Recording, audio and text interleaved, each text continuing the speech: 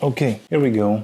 We already unboxed the NZXT H510 ATX case, and now we go to the Ryzen 5 3600 processor. Here we go. So we have this beautiful box, AMD Ryzen 5 3600. We can already see the processor. Let's take our legendary knife from 4 years back. Let's cut it, put it to the side. Put the processor here. Zen 2 architecture, AMD socket AM4. It is, what about specs? No specs right here. Okay.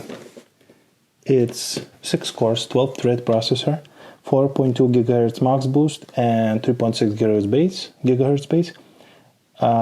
Of course, discrete graphic cards required, but we have our RTX 2060 ready for us right here.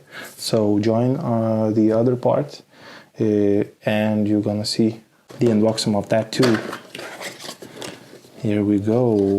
Now on this side we have our sticker, which we probably not put on the NZXT because it's just so clean. And we have the processor itself.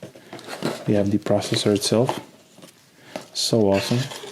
Ryzen sticker, but as I told you. Okay, let's just put the processor to the side.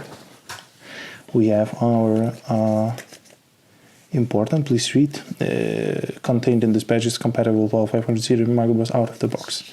Okay, our motherboard is gonna be 500 series, 400 series, but it still can. It still supports it. So that's that. Just installing instructions. I believe we're gonna need that maybe later. And let's just. Okay.